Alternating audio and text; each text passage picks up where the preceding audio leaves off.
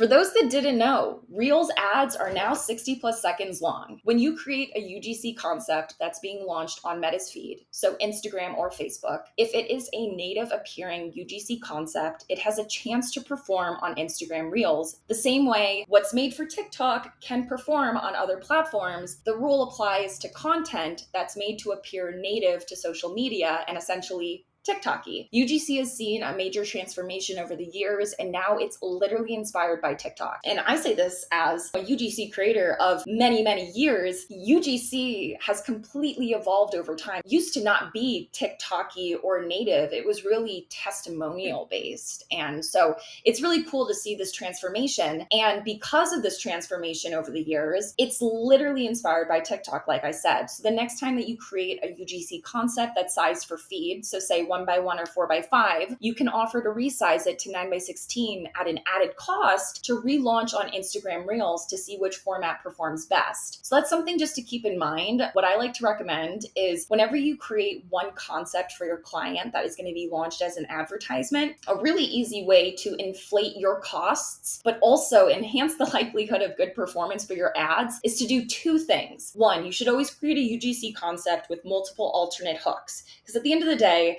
you only have 3 to 5 seconds to secure the viewership of someone that's scrolling on a social platform. Why would you limit to just one hook when you could A/B test 2 to 3, if not more, depending on the client spend? And then outside of that, opening up your chances of likelihood of good performance by doing alternate hooks. Another way is by taking that one aspect ratio, so say a feed UGC concept or a Reels UGC concept, and resizing it. So normally what I like to offer to my clients as a base offer is 2 to 3 alternate hooks for one concept plus 2 aspect ratios. So one that's sized for Reels or Instagram stories or TikTok, which is 9x16, and one that's sized for feed, which is 4x5 or 1x1. And then also for anyone that doesn't know this already, the next time that a client asks for 1x1, offer the resize to 4x5 instead, since it still fits the feed. However, it takes up more feed real estate since it's taller than the traditional 1080 by 1080. So essentially, instead of it being a square, it's a little bit taller than a square, which does take up more feed real estate. And when you say it, your clients are going to be like, ooh,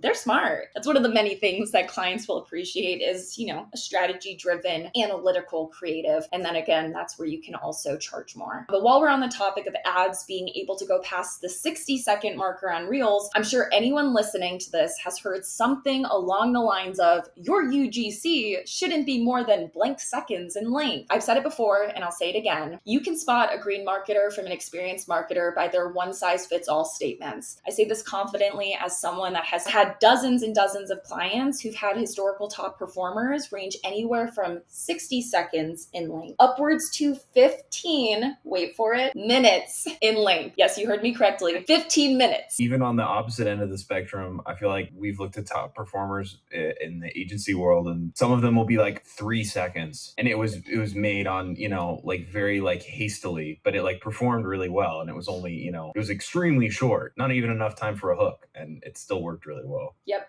Exactly. So time doesn't mean anything. Yeah, it really doesn't. It really comes down to the narrative, and it's not what you say, it's how you say it. And it also depends on the platform it's being launched on and the product, because the client that I'm referencing that's 15 minutes in length, they're a false lash brand. A lot of the times, like someone like myself, I am incapable for most makeup, tutorials and stuff like that.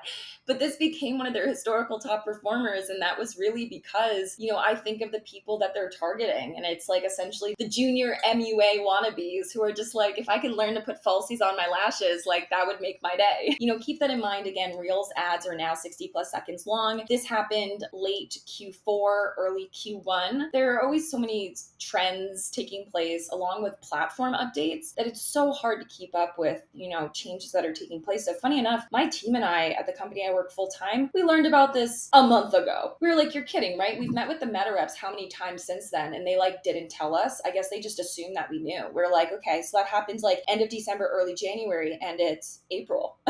So if you didn't know, now you know. Also, hi, if you watched this video all the way through, we are currently running a 7-day free trial to gain access to the UGC Social community, which is where this first training session is hosted. This was only just a short preview of what this training is about. In this specific training, I went over the trends that I saw during Q1 and Q2, working in-house for a brand that spends 8 figures annually on Facebook alone, as well as everything I picked up working with my UGC clients and my TikTok and Meta reps. If you want to gain instant access to this 60+ minute session, as well as all future archive sessions, go ahead and try out the 7-day free trial, as well as also your first training for free this coming Saturday. We're doing dedicated trainings to creative strategy, direct response video editing, and paid media. With the 7-day free trial, you have nothing to lose and all to gain. Check out the link in the description to learn more.